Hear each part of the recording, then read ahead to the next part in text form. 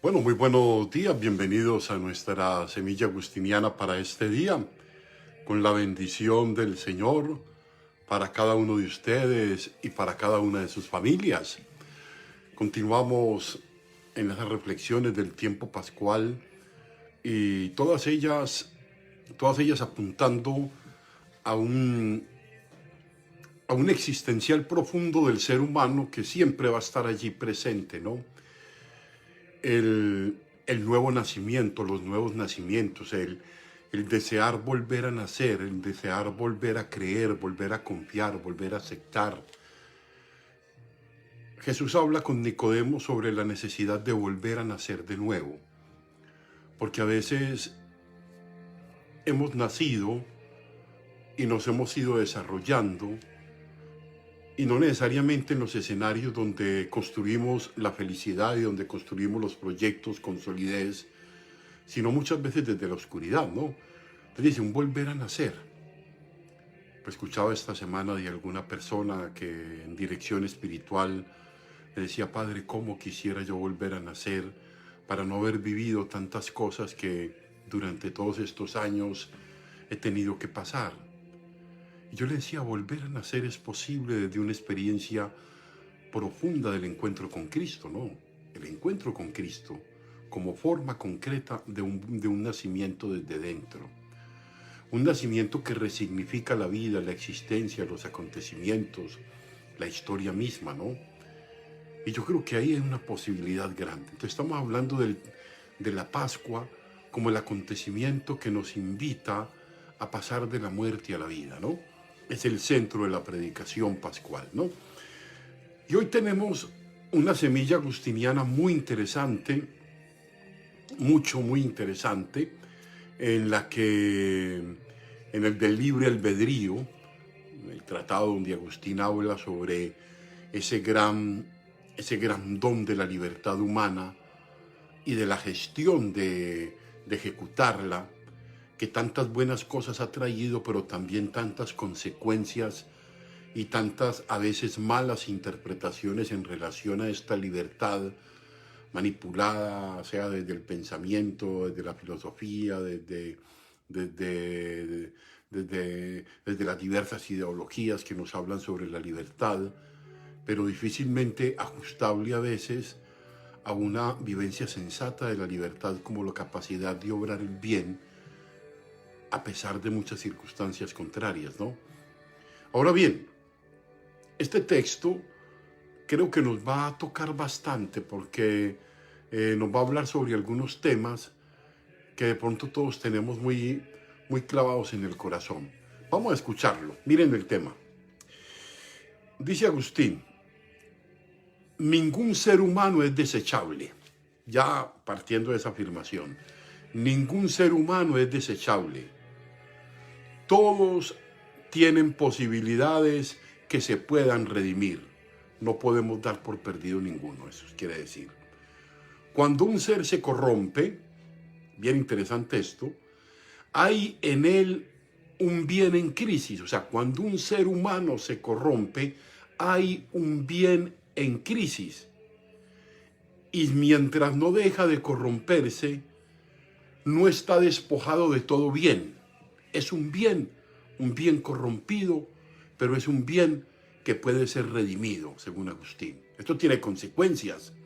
Y de pronto yo creo que nuestro querido amigo Germán Vallejo, que nos acompaña hoy desde el derecho y desde el derecho humanitario y desde muchos procesos que ha acompañado, porque sé que acompaña muchos procesos, nos podría después incluso compartir muchas cosas de estas, ¿no?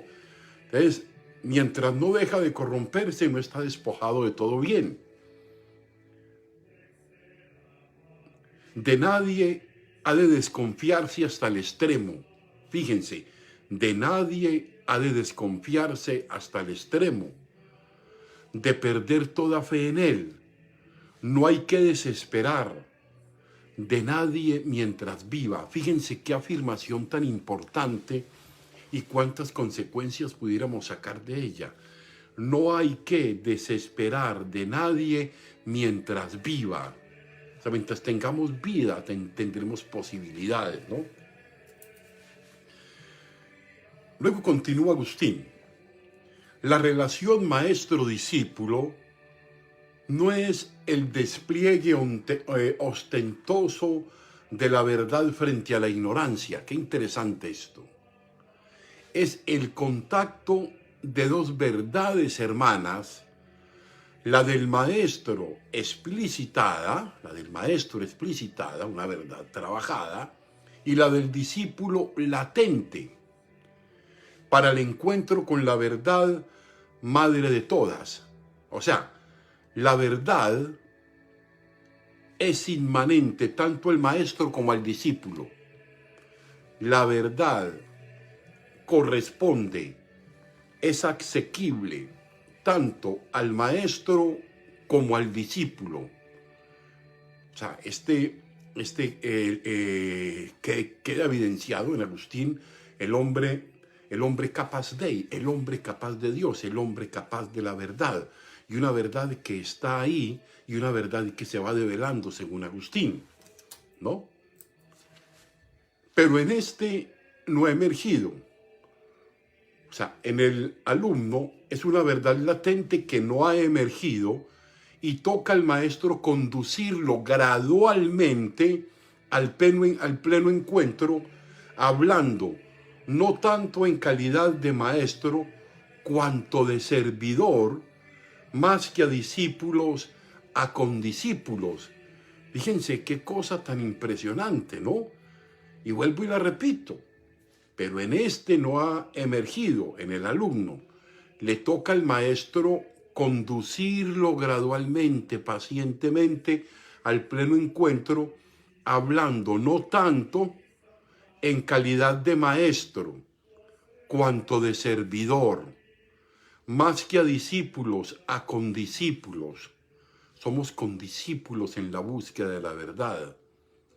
Pues todos tenemos un único maestro, la propia luz interior, esplendor del verbo que nos ilumina desde dentro, de libre arbitrio. Porque todos tenemos la propia luz interior, esplendor del verbo, o sea, esplendor del Hijo, que nos ilumina desde dentro. Por eso dice Agustín que esa verdad la poseemos, solo que la vamos esclareciendo en el camino de la vida. Pero vamos al comentario patrístico en el que siempre nos da ese valioso aporte Rubio, nuestro patrólogo. Miren, este texto nos ubica en la relación entre el maestro y el discípulo. Estoy comenzando como por la segunda parte del texto, para luego llegar a comentar la segunda. Entonces, este texto nos ubica en esa relación entre maestro y discípulo. Un primer aspecto que debemos rescatar, querida comunidad, es que tanto maestros como discípulos tienen la verdad en sí mismos, ¿no? Tienen la verdad en sí mismos. Que no hay contradicción, que la verdad es inmanente a los sujetos y en este orden de ideas, el trabajo del hombre es develarla. La verdad que está ahí, el hombre se acerca a ella con humildad para develarla, porque se va insinuando en él, en su mente, en su pensamiento, en su espíritu, ¿no? Y esto lo desarrolla según Agustín, a partir de un método que se conoce como la mayéutica. ¿Qué es la mayéutica? Esto quiere decir que los diálogos y la búsqueda de la verdad se realizan a través de un diálogo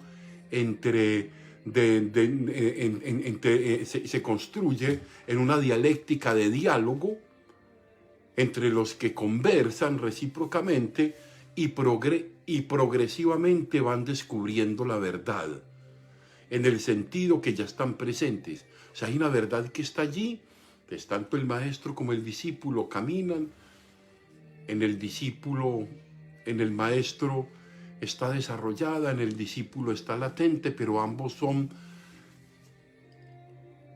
para ambos es posible esa verdad. Agustín está aquí justificando unos elementos muy importantes de cómo era el conocimiento de la filosofía en la antigüedad, fundado en la mayéutica. La mayéutica es el arte de saber hacer preguntas, es decir, construir a partir de los diálogos. Esto es bien interesante.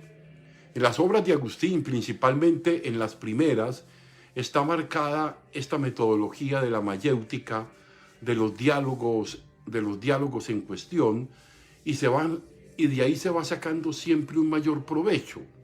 Pues en el libro Los Soliloquios es un diálogo entre Agustín y la razón. Entonces, bien interesante. Entonces, cómo a partir de las preguntas Agustín dice que en un diálogo profundo vamos develando esa verdad que está en nosotros y que se va explicitando y que la vamos conociendo cada vez más. Tenemos entonces que Agustín nos explica que la verdad es una posibilidad para los seres humanos, que la verdad no es el beneficio de unos pocos iniciados allí, que en todos habita esa verdad, y esa verdad se va develando en la medida que nosotros también nos vamos esforzando por encontrarnos con ella, ¿no? ¿Cuál es la tarea nuestra entonces? Ejercitarnos en sacarla a la luz, ¿no? Ahora, la otra idea que parece al principio y es que no hay nadie desechable. Oye, esto es un concepto muy interesante, mucho. No hay nadie desechable, todo ser humano tiene un valor inviolable que nadie puede destruir sin merecer un castigo, sin merecer una corrección fuerte, ¿no? Nadie es desechable, a nadie se puede violentar, la inviolabilidad de esa dignidad humana, ¿no? Y las obras de Agustín, principalmente las primeras, están marcadas por todas ellas en los diálogos que inicia en cuestión y va desarrollando poco a poco esta idea de que nadie es desechable, ¿no? Todos valemos. Eso es bien interesante. Todos valemos. Todos somos importantes. Todos sujetos válidos. Ningún ser humano es desechable. Además afirma, todo ser humano es redimible. Nosotros que a veces desechamos, que a veces descartamos, nosotros que a veces damos orden de que hay unos más importantes que otros y que en una sociedad de lo desechable todo se puede cambiar. Agustín dice que el ser humano no es desechable, ¿no? Lo cual coloca en evidencia delante de los ojos de Dios que la lógica es otra. La lógica de Dios es la del levantar y andar, es la del no excluir, es la del no marginar, no hay nadie desechable. Y a veces nosotros pues cerramos las puertas al cambio, cerramos las posibilidades a que el otro pueda ser mejor, o lo damos por perdido. De hecho, lo hemos dicho ya bastantes veces, ¿no? ¿Cuántas veces, yo lo repito a veces con cierta frecuencia, nosotros llegamos a decir, no, es que eso ya lo perdimos, ahí no hay nada que hacer. Eso ya está perdido, eso es un caso perdido, aquí no hay nada que hacer. Árbol que nace torcido jamás se endereza. El que ha sido jamás dejará de ser.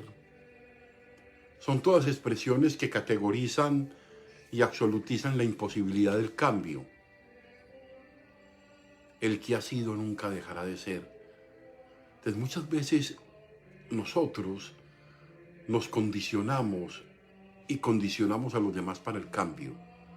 No, nos dice que siempre podremos, mientras estemos vivos, podremos ser sujetos de cambio. Y sujetos de cambio que encontramos esa verdad en cada uno, una verdad que no es propiedad de nadie, es una verdad que se va develando en las circunstancias personales, familiares, sociales. Es una verdad que se busca comunitariamente, que se busca en el discernimiento común, en el diálogo con los otros. Ahí se nos va insinuando esto de la verdad.